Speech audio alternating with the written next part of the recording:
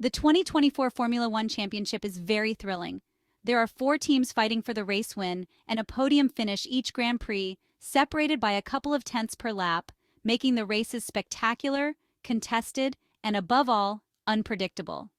In the poker of top teams, Ferrari has not finished on the top spot of the podium since Charles Leclerc won on the streets of Monte Carlo in the Monaco Grand Prix, which means 6 rounds have passed since the Monaco weekend, while Ferrari has collected 2 victories in this first half of the 2024 Formula One campaign.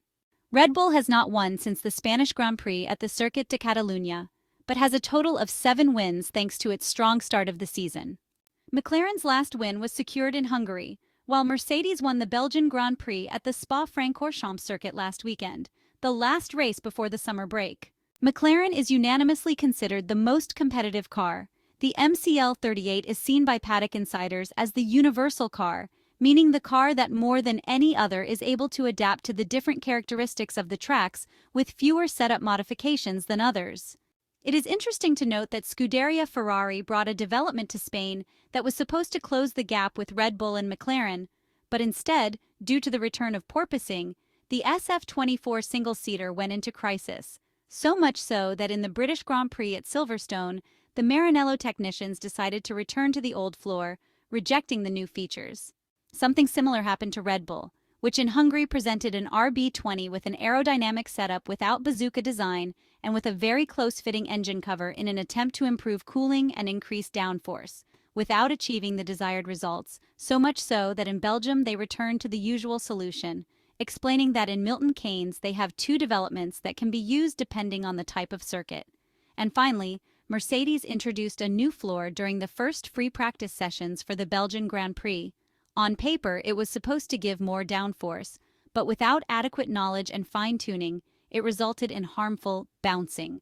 So much so that the solution was rejected on Saturday morning in favor of the standard version. The W15 car, which did not seem competitive in the Ardennes, after taking the step back, became the car that achieved a commanding 1-2 finish on Sunday, despite the fact that race winner George Russell was later disqualified because the black and silver car was underweight by 1.5 kilograms. Experience teaches that with ground effect cars, development is not linear, and it is curious to note that McLaren is considered the most competitive car, despite being the F1 car with fewer interventions other than track adaptations. The development race this year must be carefully considered, since the gap between the cars is very narrow. Bringing an update that can give 1 or 2 tenths in the wind tunnel and then make the car less drivable and therefore less performant can be a mistake. We are experiencing a curious stop-and-go season in developments. Frederic Vasseur, Ferrari team principal, has a clear picture of the Maranello team's situation at this stage of the championship. The French manager mentioned that compared to 12 months ago, they have made a good step forward. Additionally, he pointed out that 4 teams are now competing for podiums and victories, which is positive for the Formula One Championship, while at the same time noting that everything is open for the second part of the 2024 F1 season, as even a small improvement of 1 or 2 tenths can make a significant difference. Ferrari's example is illustrative. The new floor of the red car, which was rejected at Silverstone, was reintroduced in Hungary with a series of reinforcements to limit bouncing in fast sections. The Hungarian track, with a low average speed, did not have many points where harmful bouncing appeared. It was very different for the Spa-Francorchamps weekend, where there were long straights, as Carlos Sainz even reached 349.1 km per hour at the Kemmel breaking point and fast corners where the phenomenon could occur.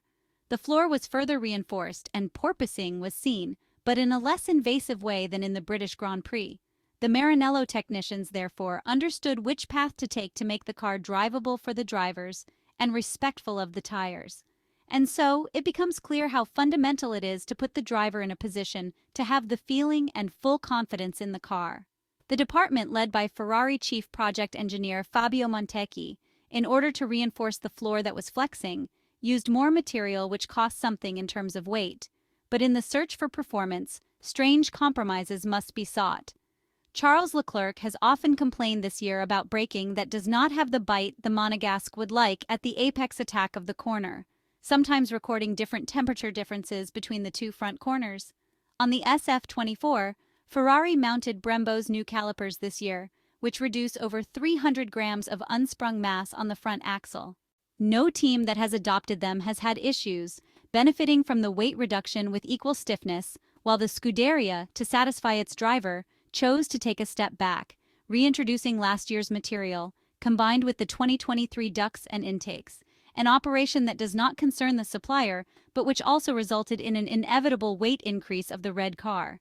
If we look at George Russell's Mercedes, which in Belgium ended up below the minimum weight limit, which is 798 kilograms with the driver, by 1.5 kilograms, it becomes evident how Formula One seeks in an exasperated manner to lighten individual parts to find performance.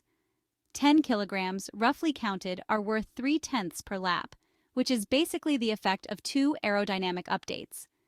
Despite this axiom, Ferrari is playing a game that might seem mutually incompatible. In order to put Charles Leclerc in the position to give his best again in extracting the potential from the SF-24 single-seater, the Maranello technicians did not hesitate to concede something on weight. The 2/10 that the driver can add himself are worth much more than the hundredths lost due to the increase in the car's mass. And perhaps there are those working on other parts of the car to slim down the SF-24 to reach the limit, like in a game that seems endless. While 2023 was dominated by Red Bull, this time, 4 different teams have been able to win races and score top points. For Ferrari team principal Frederic Vasseur, it is rather surprising how this has happened. At the start, it was expected that it would be another dominant Red Bull year until other teams started showing their strong performance, such as Carlos Sainz winning in Melbourne and Lando Norris in Miami. Mercedes then entered the mix in Canada. Thus, Vasseur finds this 4-way title fight surprising. He noted that they had the first part of the season in China where Red Bull was dominant, then Ferrari had a good sequence with 2 or 3 wins, followed by McLaren and now Mercedes, or both Mercedes and McLaren. Although last season the fight for second place in the constructors was tight between Ferrari and Mercedes, this season McLaren has entered the mix and is currently the closest challenger to the Austrian team.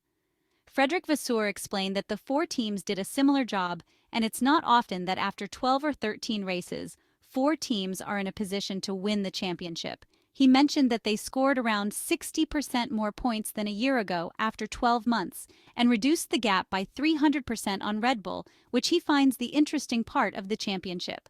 The Belgian Grand Prix marked the last race before the summer break. While it was Charles Leclerc who started on pole, it was Lewis Hamilton who triumphed after his teammates' disqualification. This resulted in 3 different teams, Mercedes, McLaren, and Ferrari, finishing in the top 3. Vasseur noted that on Friday morning he would have bet on Max Verstappen, even starting from P11 to be flying, but by the afternoon it seemed obvious that McLaren would dominate. In the end, Ferrari secured pole position and Mercedes won the race. He described this as a good summary of the season and the championship this year. In the latter half of the season so far, Ferrari lost their second place in the constructors' standings to McLaren. Vasseur admitted the team struggled and overreacted but remains optimistic for the remainder of the year. He acknowledged that they lost too many points at this stage, but believes they are back on track considering their pace on Friday as they finished before P7.